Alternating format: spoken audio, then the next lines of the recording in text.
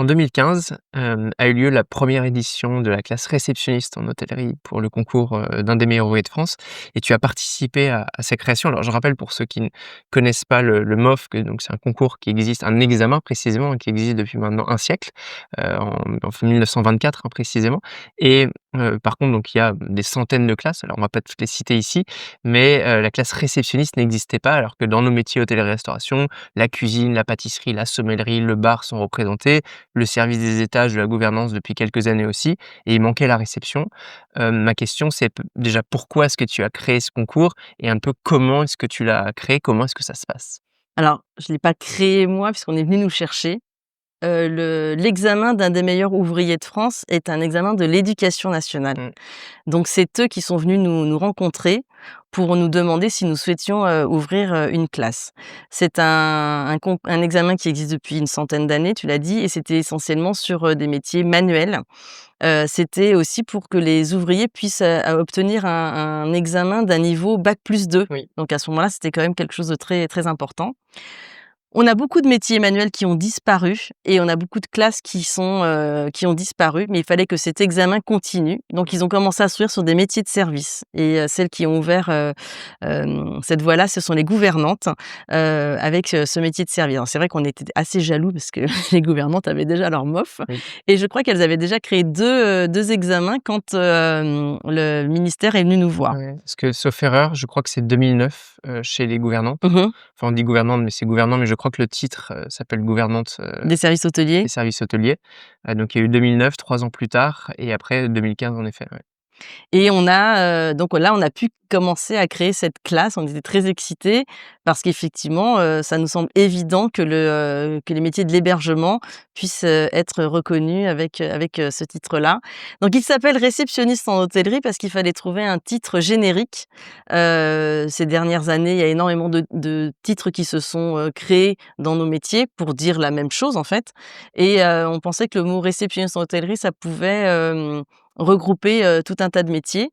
C'est un examen qui s'ouvre, davantage sur des personnes qui ont de l'expérience en encadrement et l'examen d'un des meilleurs ouvriers de France, c'est vraiment la valorisation d'un parcours métier. Ça, j'insiste beaucoup.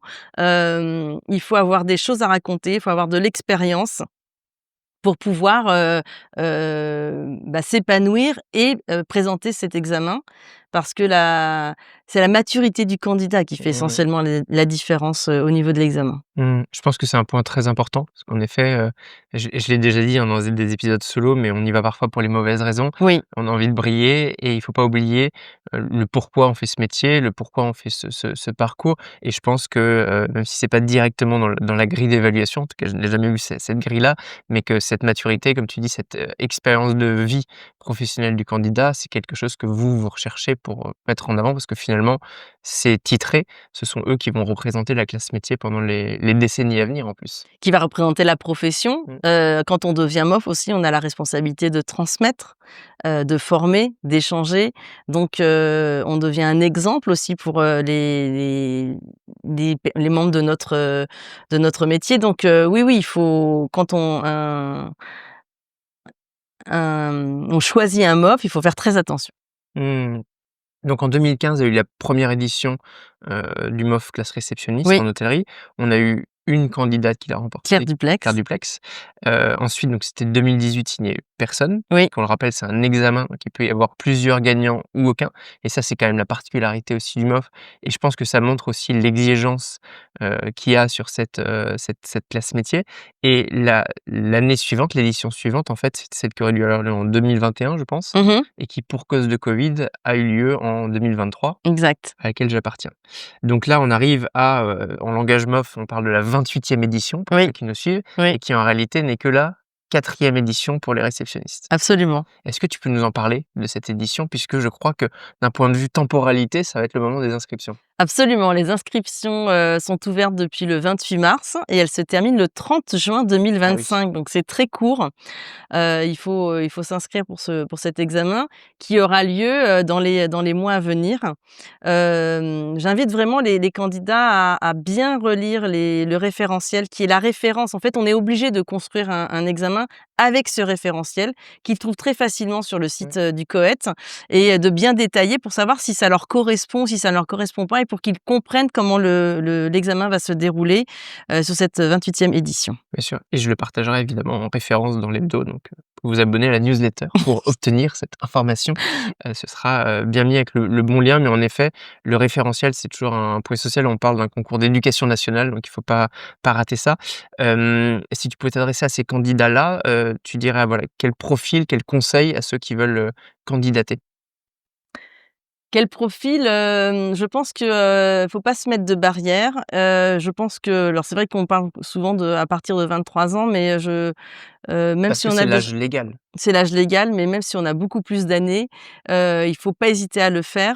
On ne sort que grandi de cette expérience. Mais quel que soit le résultat, c'est un travail, personnel d'approfondissement, de connaissance de soi, de réflexion métier qui est tellement intéressante et passionnante qu'on en sort grandi et je peux vous dire que le jury est souvent dans ses petits souliers parce que moi je trouve que c'est très courageux de s'inscrire à des concours parce qu'on se met à nu devant ses pairs Mmh. et c'est une démarche courageuse. Mais après je trouve que le résultat est tellement valorisant, quel que soit le résultat encore une fois. Bien sûr. Évidemment quand on s'inscrit, c'est pour gagner, c'est pour, obtenir quelque chose. Mais, quand on échange avec, d'anciens candidats, ils sont toujours satisfaits de leur participation. Ouais, bah, en tout cas, moi, évidemment, c'était une magnifique expérience et je pense que dans tous les cas, enfin, c'est un très bel apprentissage. Peut-être préciser qu'il y a pas besoin d'être réceptionniste pour candidater, contrairement à l'autre concours, c'est-à-dire il y a pas besoin d'être en poste de réception spécifiquement. Non, alors on recommande, aux candidats d'avoir déjà un poste d'encadrement. Oui. Pour pouvoir avoir de la hauteur, de Mmh. l'expérience, donc ce serait plutôt conseillé à partir de chef de réception, je dirais, directeur hébergement, Mmh. directeur d'hôtel. En fait, comme dans le MOF cuisinier où ils sont jamais cuisiniers, ce sont souvent des chefs parce que Oui, le niveau d'exigence du MOF finalement est tel qu'être réceptionniste ne suffit pas et d'ailleurs il y avait des épreuves, de management à la dernière édition. absolument. Donc en fait, si on n'a jamais fait de management, on est quand même, un petit peu perdu. Et il y a aussi ce critère alors qui est surprenant mais je le dis quand même de nationalité. Il y a pas une restriction par nationalité. Oui, oui, on avait rencontré un sommelier japonais Exactement. et dans la première édition, on avait un candidat allemand. Ouais et donc le dernier point que je voulais, mettre en lumière aussi, on parle de réceptionniste et c'est vrai que moi je viens de la partie luxe et un peu par raccourci, on s'imagine qu'il faut forcément travailler dans le luxe comme en cuisine, il faudrait venir de restaurants gastronomiques. C'est pas le cas, c'est ouvert à tous les métiers, Bien sûr, de réceptionniste, que ce soit de l'hôtellerie plein air ouais. à de l'hôtellerie de luxe et avec, tout le spectre au milieu. Ah oui, oui. Ah oui, c'est pour ça qu'il s'appelle réceptionniste, ça s'adresse à tous les établissements qui accueillent, du public. Il faut pas, ah non, il faut pas penser que le salarié du palace a de meilleures connaissances ou serait, meilleur, MOF Mmh, enfin meilleur ouvrier de France, plutôt qu'un autre. Non, non, c'est vraiment votre connaissance et au contraire, il y a des visions qui sont totalement différentes et qui sont très intéressantes. ouais. Faut pas se fermer. Complètement. Donc voilà, si vous êtes en train de nous écouter et que vous voulez vous inscrire, il vous reste quelques jours pour, le faire encore une fois. Tous les liens d'inscription seront partagés. Mais, si vous êtes motivé, faites-le et surtout ne me le dites pas, ne nous le dites pas. Non. Alors, si vous avez des c'est ça ce qui est bien, c'est que si vous avez des questions, il y a, quand même une adresse mail, il faut s'adresser au COET Oui. qui pourra répondre à beaucoup de vos questions et s'ils n'ont pas la réponse, ils nous contactent nous, on leur redonne la réponse et ensuite ils reviennent vers vous. Mais vraiment, il faut pas oublier que c'est un concours de l'éducation nationale, donc il faut vraiment trouver la façon de communiquer et la méthodologie que l'on a avec n'importe quel examen de l'éducation nationale. Complètement et justement, c'est la question que j'allais te poser. Alors après, on va parler du trophée David Campbell qui est un autre concours que tu supervises. C'est quoi les clés de succès d'un bon concours, même quand on l'organise, en fait, du point de vue de l'organisation? Qu'est-ce qui fait qu'un concours est bien réussi et si on devait donner des conseils? Heu, pour créer un concours? Pour alors peut-être pas dans tous les détails, mais tu vois, ouais, les indicateurs que, le concours a bien fonctionné. Tu dis ça typiquement, l'impartialité, de la jurification Ouais, finalement, ça il me semble que, c'est quelque chose qui est un critère qui moi m'a beaucoup plu, qui est pas toujours le cas et qui peut vite être une frustration de participer à un concours où on sent qu'il y a pas ce côté impartial, et je pense qu'il faut être extrêmement clair dès le début quand on crée un concours, ouais. Ah oui, complètement. Alors déjà, là, c'est la pertinence du concours. C'est-à-dire que si votre concours ne correspond pas à la réalité de votre métier, ça ne vous intéresse pas. Donc il faut vraiment que les épreuves correspondent au quotidien de votre métier.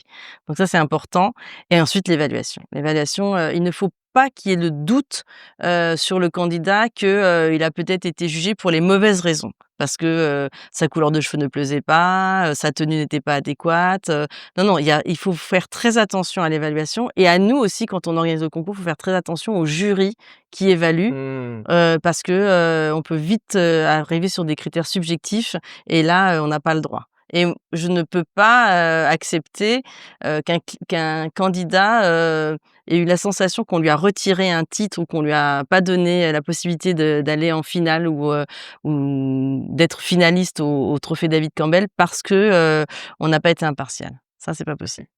ça je c'est très bien de le dire et de montrer à quel point il y a, voilà, une exigence, stricte et d'ailleurs, alors, pour le je sais que c'est le cas pour le trophée David Campbell et pour d'autres concours que moi j'ai eu l'occasion de superviser ou auxquels j'ai pu participer. Il y a toujours en effet des grilles très impartiales qu'on donne aux différents jurés pour que chacun puisse noter, et en effet que ça mette en valeur le métier. Bon, ça paraît évident, mais c'est vrai que parfois on a juste envie de briller et de faire un événement un peu sympa et on passe à côté de cet élément essentiel. Ça aussi, j'en profite pour donner mon retour d'expérience candidat. Sur le MOF, j'étais assez surpris. Alors certes, c'était très académique et il faut pas oublier que c'est un concours, organisé par l'éducation nationale, C'est même qui un examen. c'est un examen, tu as raison de le dire, et donc il y a des points où c'est académique, c'est très scolaire, j'avais l'impression de retourner un petit peu au bac sur la lecture, mais c'était très corrélé à mon métier. Mmh. Et le sujet, que vous nous avez proposé était un vrai challenge métier et dans l'actualité et ça m'a à la fois surpris et en même temps j'ai beaucoup aimé parce que moi, ce que j'ai pu proposer, j'ai eu l'impression était innovant et alors c'est assez drôle parce qu'en plus aujourd'hui j'avais fait un sujet de parcours collaborateur dans lequel je sais pas à quel point toi tu avais eu accès et tu avais vu ce que j'avais fait, mais dans lequel je mettais accès à une application que j'avais créé, un outil qui aujourd'hui ressemble très fort à l'Academy Hospitality Insiders que j'ai créé. Donc tu vois, c'est dire à quel point les 2 sont extrêmement Bien corrélés. sûr, bien sûr. Ah oui, il y a beaucoup de chefs-d'œuvre que réalisent les Candidat? candidats qui donnent, le démarrage pour ensuite, créer une application ou une réflexion ou, une particularité. Oui, oui, bien sûr, c'est le Mmh. démarrage de Ouais, quelque excellent. chose.